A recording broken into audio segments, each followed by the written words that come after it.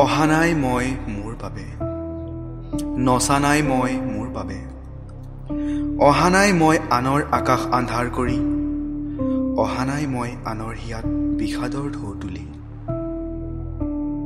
আজি আমি কথা পাতিম প্ৰচাৰ বিমুখ সাহিত্যিক, অসম চৰকাৰ সাহিত্যিক পেঞ্চনৰ পৰা বঞ্চিত তথা বৰঘোলা উচ্চতৰ মাধ্যমিক বিদ্যালয়ৰ অৱসৰপ্ৰাপ্ত অধ্যক্ষ, কবি, সাহিত্যিক সন্মানীয় মহেন্দ্ৰনাথ হাজৰিকা ছাৰৰ লগত।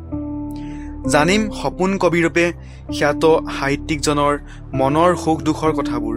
আহক আমি সকলোৱে ভিডিঅ'টো উপভোগ কৰাৰ লগতে শ্বেয়াৰ কৰি চৰকাৰৰ দৃষ্টিগোচৰ কৰাৰ লগতে হাজৰিকা ছাৰক সাহিত্যিক পেঞ্চন পোৱাত সহায় কৰোঁ। নমস্কাৰ বন্ধুসকল, আমাৰ এই চেনেলৰ উদ্দেশ্য হৈছে প্ৰচাৰ বিমুখ শিল্পী সাহিত্যিক সমাজ সেৱকসকলক ৰাইজৰ আগত চিনাকি কৰাই দিয়া আৰু তেওঁলোকৰ প্ৰতিভাক জগত সভালৈ নিয়া। আমাৰ চেনেলৰ এই প্ৰয়াসৰ জৰিয়তে তেওঁলোকে সামাজিক স্বীকৃতি আৰু ৰাইজৰ মৰম সন্মান পালে আমি নথৈ আনন্দিত হ'ম। এয়া আমি আহি উপস্থিত হৈছোঁ যোৰহাট জিলা অন্তৰ্গত বৰঘোলা অঞ্চলৰ কবি সাহিত্যিক, ঔপন্যাসিক, সমাজ সংগঠক তথা বৰঘোলা উচ্চতৰ মাধ্যমিক বিদ্যালয়ৰ অৱসৰপ্ৰাপ্ত অধ্যক্ষ শ্ৰীযুত মহেন্দ্ৰনাথ হাজৰিকাদেৱৰ বাসগৃহৰ সন্মুখত। এই ঘৰটোতেই হাজৰিকাদেৱে সাহিত্য চৰ্চা কৰি ৩৮খনকৈ গ্ৰন্থ লিখি বৰঘোলা অঞ্চলৰ লগতে অসমৰ সাহিত্য জগতলৈ এক বিৰল অৱদান আগবঢ়াইছে। আমি এনে এজন সাহিত্যিকৰ লগত আপোনালোকক চিনাকি কৰাই দিব বিচাৰিছোঁ, যিজনে জীৱনটো সাহিত্যৰ বাবেই উৎসৰ্গা কৰিছে। আহক আমি তেখেতৰ লগত চিনাকি হওঁ। তেখেতৰ লগত চিনাকি হোৱাৰ আগতে আমি আপোনালোকক দেখাব বিচাৰিছোঁ তেওঁৰ একমাত্ৰ কন্যা সন্তান কাব্যশ্ৰী হাজৰিকাৰ স্মৃতিসৌধ।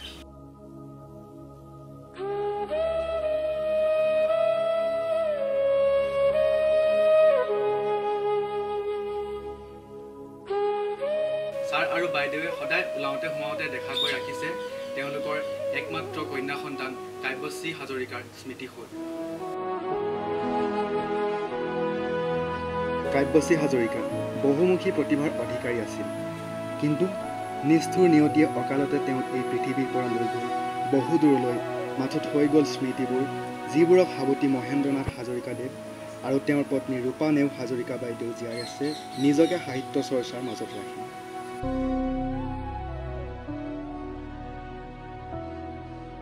আমি গৈ পোৱাৰ লগে লগেই ছাৰ আৰু বাইদেৱে নাৰিকলৰ লাড়ু, তেল পিঠা লগতে চৰ্বত খুব আদৰ সাদৰেৰে আমাক খাবলৈ দিয়ে।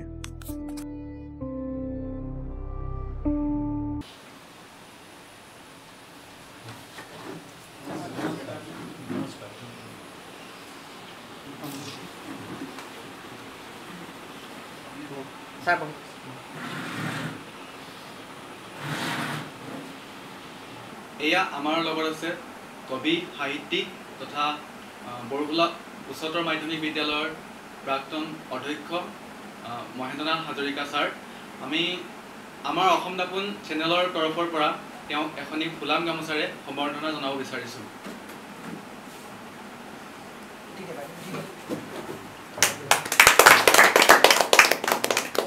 ধন্যবাদ। আমি ছাৰৰ সাহিত্যিক জীৱনৰ লগতে ব্যক্তিগত জীৱনৰ কিছু কথা জানিব বিচাৰিম, লগতে আপোনালোককো অৱগত কৰাম, কিন্তু তাৰ আগতে ছাৰৰ কিছু মনৰ কথা আমি জানিব বিচাৰিছোঁ। ধন্যবাদ। জয় জয়তে অসম দাপোন চেনেলৰ সকলো কৰ্মকৰ্তাক তেখেতলোকে যি উদ্দেশ্য লৈ এই মহৎ কামটো কৰিবৰ কাৰণে আগবাঢ়ি আহিছে, এই মহৎ কাম যাতে সফল হয় তাৰ কাৰণে প্ৰথমতে মই ভগৱানৰ ওচৰত প্ৰাৰ্থনা জনাইছোঁ। তেখেতলোকৰ যিখিনি কৰ্মৰাজি, সেই কৰ্মৰাজিখিনি ভৱিষ্যতেও এই ধৰণে আমাৰ গাঁৱত সোমাই থকা যিসকল সাহিত্য বা সংস্কৃতিৰ লগত জড়িত লোক বা শিল্পী, সেইসকলক যাতে উলিয়াই আনে তাৰ কাৰণে মই মোৰ ফালৰ পৰা অনুৰোধ জনাওঁ। ধন্যবাদ ছাৰ। আপোনাৰ সাহিত্য সাহিত্য জগতৰ যি অৱদান সেই অৱদান চিৰদিনে সোণালী আখৰে লিখা থাকিব কিন্তু তাৰ আগতে আমি জানিব বিচাৰিম যে আপুনি এই সাহিত্য চৰ্চাৰ লগত কেতিয়াৰ পৰা জড়িত হৈছিল আৰু কাৰ অনুপ্ৰেৰণাত আপুনি জড়িত হৈছিল ধন্যবাদ মোৰ দেউতা চাকৰিয়াল আছিল দেউতাই সাহিত্য বিষয়ে চৰ্চা কৰিছিল সৰু অৱস্থাত থাকোঁতে মই যেতিয়া ক্লাছ 6ত পঢ়ি আছিলোঁ তেতিয়া দেউতাই মোক ওচৰলৈ মাতি নি কৈছিল যে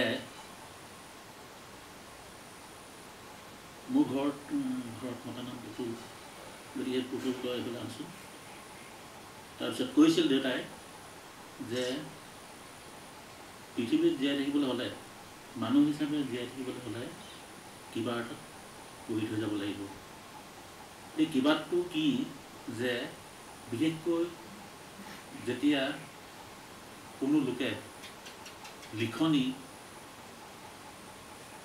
ৰাখি থৈ যায় সেই ৰাখি থৈ যোৱা লিখনিয়ে কি কৰে মানুহক অনুপ্ৰেৰণা যোগায় গতিকে তই কাম এটা কৰিবি যে সাহিত্য সংস্কৃতিৰ প্ৰতি এতিয়াৰ পৰাই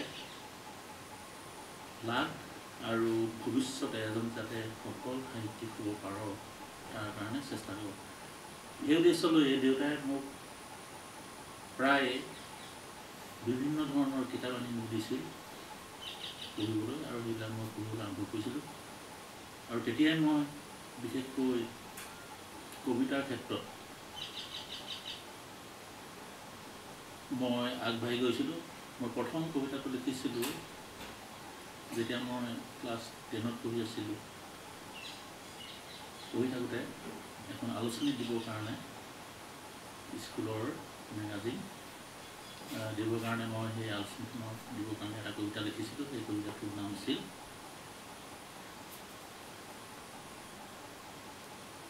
সপোন এইটো 1968 চনৰ কথা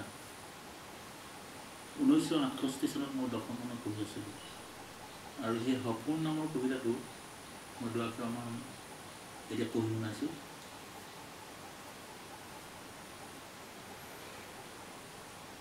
মোৰ আকাশ এখন ফুলনি বাৰী ৰুইছোঁ দুহাতেৰে কটনো সপোন নীৰৱ সাধক মালি হৈ যোগাইছোঁ সাৰ পানী তেজত পানী কৰি ফুলিব এদিন মোহনীয়া হৈ ৰূপ ৰস গন্ধৰে উঠিব আমোল মোলাই ধৰাৰ আকাশ বতাহ আলোড়িত কৰি এইটো প্ৰথম মোৰ কবিতা আছিল তাৰপিছত মই ৰৈ যোৱা নাই দুই এটা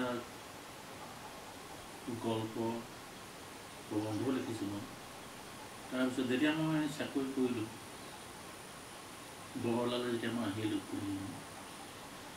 বৰলালৈ অহাৰ পিছত মই বাকী যিটো একাগ্ৰতাৰে মই অনুভৱ লিখিবলৈ ধৰিলোঁ আৰু বৰ্তমান মই এতিয়ালৈকে মোৰ 37খন বিভিন্ন বিষয়ৰ গ্ৰন্থ লিখি মই প্ৰকাশ কৰিছোঁ তাৰ ভিতৰত কবিতা পুথি হ'ল 4খন ছাৰ আপুনি ইমান ব্যস্ততাৰ মাজতো সময়বোৰ কিদৰে উলিয়াই সাহিত্য চৰ্চা কৰিবলৈ মই প্ৰায়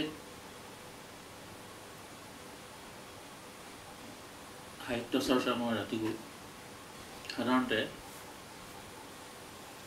ভাত পানী খাই বৈ উঠি প্ৰায় 1 ঘণ্টামান মই লিখা পঢ়া কৰোঁ আৰু যেতিয়া বন্ধ দিন থাকে তেতিয়া ৰাতিপুৱা লিখোঁ আৰু খোলা দিন হ'লে ৰাতি কৰোঁ আমি জানো যে ছাৰ বহুতো অনুষ্ঠান প্ৰতিষ্ঠানৰ লগত জড়িত ছাৰ আপুনি বৰ্তমান কোনকেইটা অনুষ্ঠানৰ লগত জড়িত হৈ আছে মই বৰহলাৰ প্ৰায়বিলাক অনুষ্ঠানৰ লগতে জড়িত তাৰোপৰি যোৰহাট জিলাৰ আৰু সদৌ অসম কবি সন্মিলনৰ অনুষ্ঠানৰ লগতো জড়িত কিন্তু তাৰ ভিতৰত মই কেইটামান হ'ল যে বৰ্তমান মই যোৰহাট জিলা কবি সন্মিলনৰ সভাপতি আৰু সদৌ অসম কবি সন্মিলনৰ ৱেবছাইট অনুষ্ঠানৰ সভাপতি তাৰোপৰি মই এইকাৰণেই মধ্য ইংৰাজী বিদ্যালয়ৰ পৰিচালনা সমিতিৰ সভাপতি আৰু যোৰহাট সাহিত্য সভাৰ সদস্য সেউজীকানন সাহিত্য সভাৰ সভাপতি এইকেইটাই উল্লেখযোগ্য। ছাৰ আপুনি সপোন কবি উপাধিটো ক'ৰ পৰা পাইছিল আৰু কোনখন কবিতা পুথিৰ বাবে পাইছিল? এই উপাধিটো মই প্ৰথমতে মোক বৰহোলাৰ বিশিষ্ট সাংবাদিক হয়ন গগৈয়ে দিছিল। তাৰপিছত যোৰহাট জিলাৰ দিগদৰ্শনৰ স্বত্বাধিকাৰ পংকজ দাসে আনুষ্ঠানিকভাৱে সপোন কবি এই উপাধিটো মোক ঘোষণা কৰে। ছাৰ আপুনি সাহিত্য ক্ষেত্ৰত কি কি বঁটা এতিয়ালৈকে পাইছে? ইতিমধ্যে মই 2টা বঁটা পাইছোঁ, এটা উপাধি আৰু বিভিন্ন ঠাইৰ পৰা মই সম্বৰ্ধনা পাইছোঁ। এইবিলাকৰ উপৰিও বিশেষকৈ এই বঁটা 2টা হ'ল, এটা হ'ল অসম লুটাত বঁটা আৰু এটা হ'ল সমন্বয় কবি বঁটা আৰু লগতে উপাধিটো হ'ল সপোন কবি। ছাৰ আপোনাৰ ভাল লগা সাহিত্যিকগৰাকীৰ নাম? সাহিত্যিক বহুতেই আছে, কিন্তু তাৰ ভিতৰত আমাৰ অসমীয়া সাহিত্যিক হ'ল বৈষ্ণৱ যুগত শংকৰদেৱ মাধৱদেৱ, ৰোমান্টিক যুগত হ'ল যতীন্দ্ৰনাথ দুৱৰা, তাৰপৰা আধুনিক যুগত হেম বৰুৱা। ছাৰ আপোনাৰ প্ৰিয় খাদ্য? নিৰামিষ। আপোনাৰ প্ৰিয় ঠাই? মোৰ জন্মভূমি। ছাৰ আপোনাৰ প্ৰিয় গ্ৰন্থ?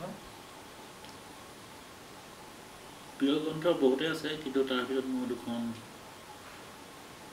মোৰ কাৰণে উল্লেখযোগ্য। এখন হ'ল মাধৱদেৱৰ নামঘোষা আৰু এখন অসীমত যাৰ হেৰাল সীমা। ইতিমধ্যে নামঘোষাখন পৃথিৱীৰ উল্লেখযোগ্য গ্ৰন্থৰ ভিতৰত এখন পৰিচিত হৈছে। ছাৰ আপোনাৰ হবি? মই পঢ়ি আৰু লিখি ভাল পাওঁ। ছাৰ আপোনাৰ প্ৰিয় ৰং? বগা আৰু নীলা। ছাৰ আপোনাৰ প্ৰিয় গীত? ভূপেন হাজৰিকাৰ যিটো গীত, কালজয়ী গীত, মানুহে মানুহৰ বাবে, তুমি প্ৰিয় গীত। ছাৰ আপোনাৰ প্ৰিয় অভিনেতা অভিনেত্ৰী? অভিনেতা হ'ল দেৱানন্দ, অভিনেত্ৰী সঞ্জয় দত্তৰ নায়ক। ছাৰ আপোনাৰ প্ৰিয় বোলছবি? টাইটানিক আৰু জুৰাছিক পাৰ্ক। ছাৰ আপোনাৰ একমাত্ৰ কন্যা কাব্যশ্ৰী হাজৰিকাৰ নামত ক'ত ক'ত ন্যাস লগতে দান বৰঙণি দিছে জনাব নেকি? মোৰ একমাত্ৰ কন্যা আছিল কাব্যশ্ৰী হাজৰিকা। তেওঁ অকালতে মৃত্যুবৰণ কৰিলে, কিন্তু তেওঁ বিভিন্ন বিষয়ত ৰাপ আছিল, বিশেষকৈ খেল ধেমালি, নাচ, গীত গোৱা, কবিতা আবৃত্তি এইবিলাক সমানে পাৰদৰ্শিতা দেখুৱাইছিল। বিশেষকৈ কাব্যশ্ৰীয়ে দবা খেলত উন্নতি লাভ কৰিছিল। সৰু অৱস্থাৰ পৰাই তাই দবা খেলিছিল আৰু যোৰহাট জিলাৰ প্ৰতিনিধিত্ব কৰি অসমৰ বিভিন্ন ঠাইত দবা খেল কৰিবলৈ গৈছিল। আৰু সেই উদ্দেশ্যলৈ আমি প্ৰতি বছৰে যোৰহাট জিলাৰ দবা সন্থাৰ সহায়ত এখন প্ৰতিযোগিতা আমি পাতি আহিছোঁ আৰু তাত ন্যাস বঁটা কাব্যশ্ৰী বঁটা আমি দি আহিছোঁ আৰু লগতে যোৰহাট জিলা সাহিত্য সভাত 1 লাখ টকাৰ আমি এটা ন্যাস খুলিছোঁ কাব্যশ্ৰী হাজৰিকাৰ নামত। সেই ন্যাসটোৰ যোগেদি প্ৰতি বছৰে অসমৰ বিভিন্ন বিষয়ত যেনে সাহিত্য সংস্কৃতি খেল ধেমালি এইবিলাকত ৰাপ থকা মানুহক সেই পইচাৰ যিটো সুত সেই সুতৰ সহায়ত দি অহা হৈছে বঁটা দি অহা হৈছে। তাৰোপৰি আমাৰ বৰহলা কেন্দ্ৰৰ মেট্ৰিকত সৰ্বোচ্চ পোৱা যিজন ছাত্ৰ বা ছাত্ৰী তেওঁকো আমি কাব্যশ্ৰী বঁটা প্ৰতি বছৰে দি আহিছোঁ। ছাৰ, আপোনাৰ পত্নীয়ে আপোনাৰ সাহিত্য ক্ষেত্ৰখনত আপোনাক কেনেদৰে আগবঢ়াই নিছে অলপ জনাব নেকি? অৱশ্যে ঘৰখনত কোনো এজন ব্যক্তিয়ে কিবা এটা কৰিবলৈ হ'লে এজন ব্যক্তিৰ অনুপ্ৰেৰণা লাগে, সহায় সহযোগ লাগে। এই ক্ষেত্ৰত মোৰ ক্ষেত্ৰত বিশেষকৈ পত্নীয়ে যথেষ্ট সহায় কৰিছে। তেওঁ কিবা এটা লিখিবলৈ হ'লে আমি আলোচনা কৰি লওঁ, সেইমতে আমি আগবাঢ়ি যাওঁ আৰু যিখিনি কিতাপ বা গ্ৰন্থ প্ৰকাশ কৰিছোঁ সেইবিলাকো আমি দুয়োজনে আলোচনা কৰিয়েই আমি প্ৰকাশ কৰিবলৈ লওঁ। গতিকে এই ক্ষেত্ৰত মোৰ পত্নীয়ে যথেষ্ট মোক সহায় কৰিছে। এয়া মোৰ কাষত আছে ছাৰৰ পত্নী ৰূপানেও হাজৰিকা বাইদেউ। বাইদেউ, আপোনাৰ পৰা বেছি কথা নুসুধো, আপোনাৰ পৰা জানিব বিচাৰিছোঁ আপুনি ছাৰক পাই কিমান সুখী? ছাৰ মানে মোৰ আগৰ চিনাকি অলপ, তাৰপিছত এতিয়া দাম্পত্য জীৱনত সুখী আৰু এতিয়াতো আৰু দুইজনক প্ৰেৰণা দিব লাগে যিকোনো কামতে। বাইদেউ, আপোনাৰ পৰা জানিব বিচাৰিছোঁ আপোনাৰ একমাত্ৰ কন্যা সন্তান যি অকালতে এই পৃথিৱীৰ পৰা আঁতৰি গৈছিল, আপুনি তেওঁৰ বিষয়ে কিবা দুআষাৰমান ক'ব নেকি? মই এতিয়া তেওঁৰ বিষয়ে কেনেকৈ নকওঁ, এনেই মানে কি আমাৰ মাজতে অহা সন্তানক মই যিমানখিনি পাৰিছিলোঁ সমাজৰ লগত পঢ়া শুনাৰ ক্ষেত্ৰত আগবাঢ়ি যাবলৈ মই চেষ্টা কৰিছিলোঁ, প্ৰেৰণা দিছিলোঁ, কিন্তু অকালতে হেৰাই গ'ল। তেওঁ মানে দবা খেলুৱৈ আছিল, কবিতাও লিখিছিল, গল্প লিখিছিল, পঢ়া শুনাৰ ক্ষেত্ৰতো যথেষ্ট আগবঢ়া আছিল, কিন্তু অসুখৰ কাৰণে তেওঁ চিকিৎসা সফল নহ'ল, চিকিৎসা দ্বাৰা সফল নহ'ল। গতিকে এয়াই কথা। আৰু তেওঁৰ যোগেদি আমি বহুতো এতিয়া সমাজৰ কাৰণে, সমাজৰ সন্তানক মানে উঠি অহা চামক প্ৰেৰণা দিবৰ কাৰণে পুৰস্কাৰ দিছোঁ, যিটোৰ কাৰণে যাতে উঠি অহা পঢ়া শুনাৰ ক্ষেত্ৰত, খেলা ধূলাৰ ক্ষেত্ৰত, বিশেষকৈ দবা খেলৰ ক্ষেত্ৰত, সাহিত্যৰ ক্ষেত্ৰত আৰু বৰহলা উচ্চতৰ মাধ্যমিক এই চেণ্টাৰটো যি আটাইতকৈ বেছি নম্বৰ পাব তেওঁ যাতে উৎসাহ পায়, তাৰ কাৰণে আমি পুৰস্কাৰ দিওঁ প্ৰতি বছৰে। আটাইতকৈ বেছি নম্বৰ পোৱাজনক পুৰস্কাৰ দিওঁ, মানে ক্ষুদ্ৰ উপহাৰ আৰু তেনেকৈ প্ৰেৰণা দিবৰ কাৰণে উপহাৰ দিছোঁ। বাইদেউ, আপোনালোকে সাহিত্য জগতখনত আগুৱাই যাওক আৰু আমি আপোনালোকৰ লগত সদায় আছোঁ। আৰু শেষত আপোনালোকৰ সুস্বাস্থ্য, দুয়োজনেৰে সুস্বাস্থ্য কামনা কৰিলোঁ। ধন্যবাদ। আপোনালোকক ধন্যবাদ দিছোঁ। আমাৰ গৃহত আহি তোমালোকে এইখিনি আমাৰ কাৰণে কৰাৰ কাৰণে তোমালোকৰ সংগঠনটো আমি দুয়োজনে ধন্যবাদ বাইদেউ। এতিয়া আহকচোন আমি কেইজনমান স্থানীয় সন্মানীয় ব্যক্তিৰ পৰা মহেন্দ্ৰনাথ হাজৰিকা ছাৰৰ সম্পৰ্কে কিছু মন্তব্য লওঁ।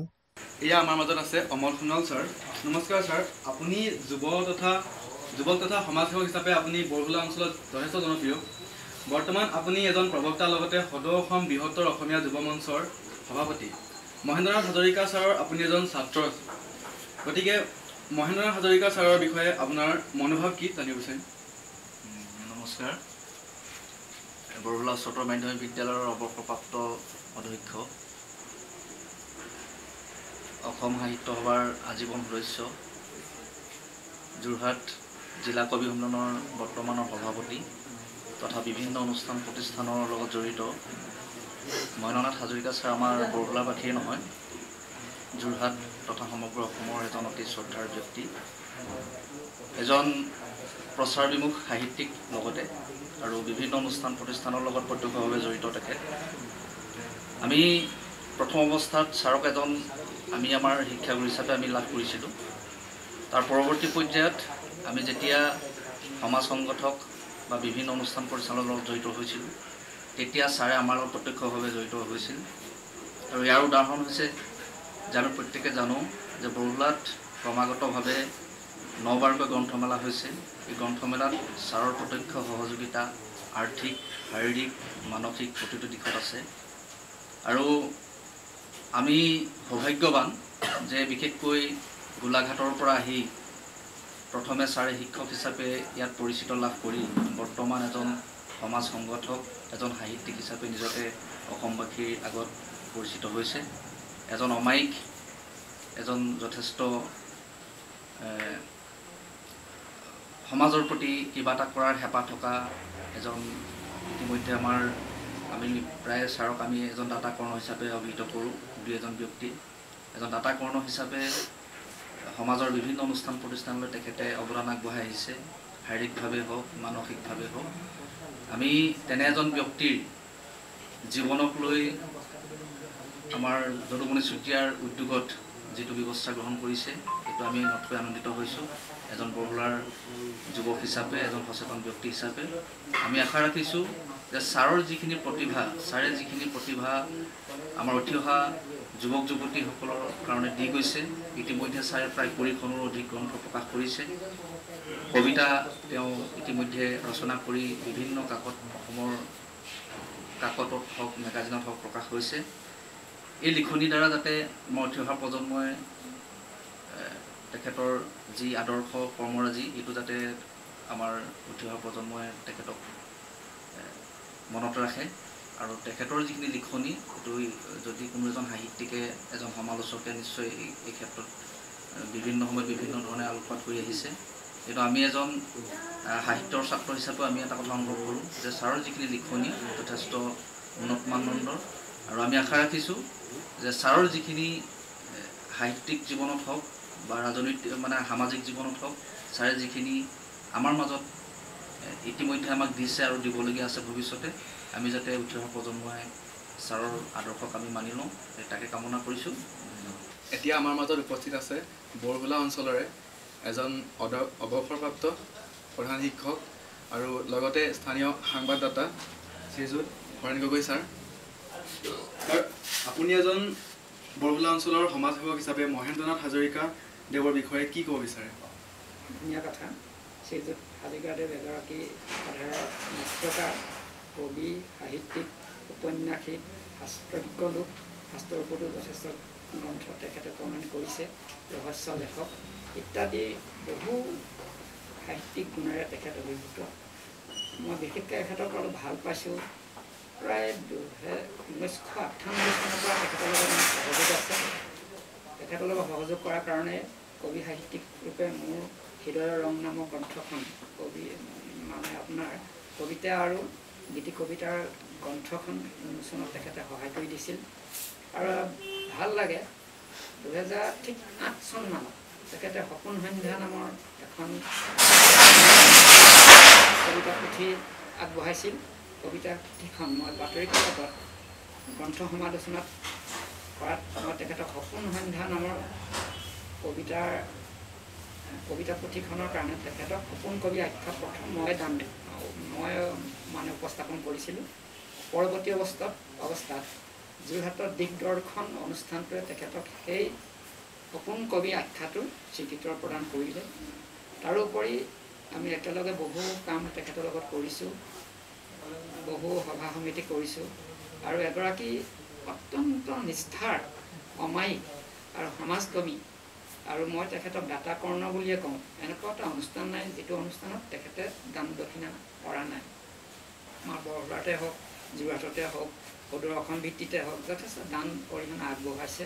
তেখেতৰ দৰে এজন অমায়িক আৰু সুন্দৰ আৰু নিমাখিত আৰু সহজ সৰল ব্যক্তিৰ লগত সহানুভূতিৰে মই কাম কৰিবলৈ পাই নিজৰ যথেষ্ট বুলি কৈছোঁ।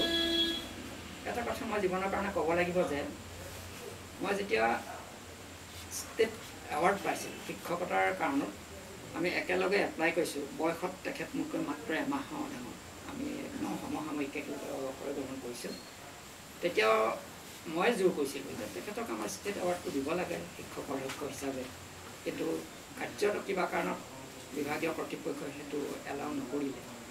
পৰৱৰ্তী অৱস্থাটো এতিয়া মই তেখেতক এইকাৰণে মই নাম ল'ব লাগিব যে মই অগ্ৰজ হিচাপে, মোৰ বাটকটীয়া হিচাপে Kohinoor world records of books of ৰেকৰ্ডছত কাৰণে মোক আগবঢ়াই লৈ যোৱা একমাত্ৰ ব্যক্তিজনে হ'ল শ্ৰদ্ধাৰ মহেন্দ্ৰনাথ হাজৰিকা ছাৰ।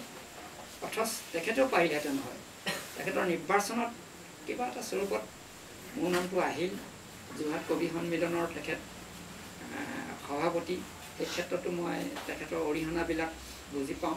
অঞ্চলটোৰ লেখা মেলাৰ ক্ষেত্ৰত প্ৰায় 38খনৰ অধিক কিতাপ তেখেতে লিখিছে, আৰু মোৰ স্কুলত তেখেতৰ আগবঢ়োৱা প্ৰায়বিলাক কিতাপে সংৰক্ষণ কৰি এটা লাইব্ৰেৰী কৰা হৈছিল।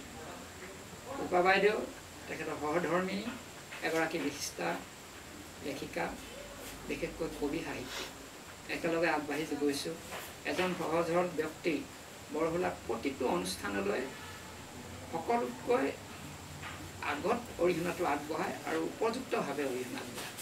এই অঞ্চলটোৰ লগতে নহয়, আমাৰ যিখন আপোনাৰ দবা খেল আছে, দবা খেলৰ লগত জড়িত হৈ আছে, আৰু অন্যান্য কেইবাটাও খেলত আৰু শৈক্ষিক দিশতো মানে প্ৰৱেশ পৰীক্ষা মানে উচ্চতৰ মাধ্যমিক বিদ্যালয় আৰু উচ্চ মাধ্যমিক বিদ্যালয়ৰ ইংৰাজীত আটাইতকৈ সৰ্বোচ্চ নম্বৰ পোৱা লোকসকলক অৰিহণা দি আহিছে। এনেকুৱা এজন সহজ সৰল ব্যক্তিৰ কাৰণে আপোনালোকে যি ব্যৱস্থা গ্ৰহণ কৰিছে, এই ব্যৱস্থাটো সঁচাকৈ শলাগ লয়, সকলো কাৰণে এক মহান আদৰ্শ বুলি ভাবোঁ। ছাৰৰ উত্তৰতো কামনা কৰিছোঁ।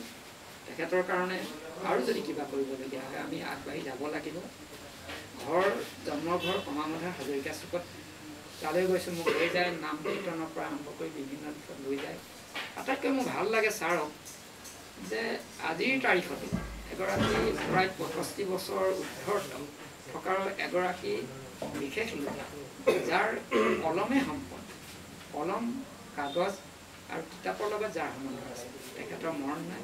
আমি আশা ৰাখিছোঁ তেখেতৰ এই মহান আদৰ্শটো আমাৰ নৱপ্ৰজন্মৰ কাৰণে এক উপযুক্তভাৱে আদৰ্শ উদাহৰণ হ'ব।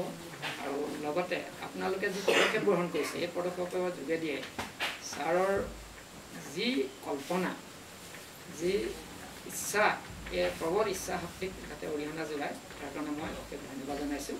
নমস্কাৰ। এতিয়া আমাৰ মাজত আছে বিজয় হাজৰিকা ডাঙৰীয়া। আপুনি বৰহোলাৰ এজন সচেতন নাগৰিক হিচাপে মহেন্দ্ৰনাথ হাজৰিকা ছাৰৰ বিষয়ে কি মন্তব্য দিব? ধন্যবাদ জনাইছোঁ। পোনপ্ৰথমবাৰৰ বাবে আপোনালোকে নতুন চেনেলৰ যোগেদি এনেকুৱা এজন মহান ব্যক্তিৰ আপোনালোকে জীৱন কাহিনী মানে উল্লেখ কৰিব বিচাৰিছে।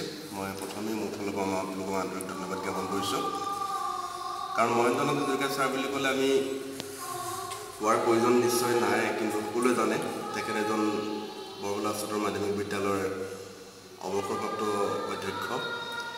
একেলগতে তেখেতে শিক্ষাৰ লগত জড়িত হৈও তেখেতে যিধৰণে সাহিত্য চৰ্চা কৰি পেলাই সমগ্ৰ বৰহোলাবাসী ৰাইজলৈ এটা গৌৰৱ কঢ়িয়াই আনিছে। ইতিমধ্যে তেখেতে অসম সাহিত্য সভাতো এটা খুব উল্লেখনীয় স্থান লাভ কৰিবলৈ সক্ষম হৈছে বুলি আমি জানো। আমি যিমান দিনৰ পৰা তেখেতৰ লগত আমি কাম কাজ চলাই আছোঁ ৰাজহুৱাভাৱে, আমি কোনোদিন এনেকুৱা এটা পোৱা নাই যে তেখেতে আমাক বিমুখ কৰিছে। প্ৰত্যেকটো কামতে হাজৰিকা ছাৰে আমাক সাধ্য অনুসাৰে আমাক সহায় সহযোগিতা তথা উৎসাহিত যোগাই আহিছে। বিভিন্ন ধৰণৰ কাৰ্যসূচীৰ দ্বাৰাই হওক, তেখেতে আমাৰ বৃহত্তৰ সমাজ যুৱ মঞ্চ বৰহোলা আঞ্চলিক সমিতিয়ে 2009 চনৰ পৰা যিখন আমি গ্ৰন্থমেলা আমি আয়োজন কৰি আহিছোঁ, তেখেতে ওতঃপ্ৰোতভাৱে জড়িত হৈ আছে। তেখেতে আমাক আৰ্থিকভাৱে, মানসিকভাৱে, কায়িকভাৱে বিভিন্ন ধৰণে তেখেতে আমাক সহায় সহযোগিতা আগবঢ়াই আহিছে। এইটোৱে নহয় যে তেখেতে বৰহোলাৰ অঞ্চলতে যে তেখেতৰ কাম কাজ সীমাবদ্ধ ৰাখিছে, এইটো নহয়। তেখেতে আনকি তিতাবৰ আৰু যোৰহাট শেহতীয়াকৈ আমি খুব এটা গৌৰৱ অনুভৱ কৰোঁ তেখেতক সপোন কবিৰূপে ইতিমধ্যে ৰাইজে বিকশিত কৰিছে।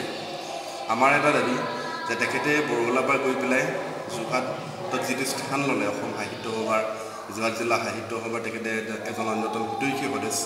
গতিকে আমি ভাবোঁ তেখেতে এজন সাহিত্যিক পেঞ্চন পাবলগীয়া যোগ্যৱান ব্যক্তি।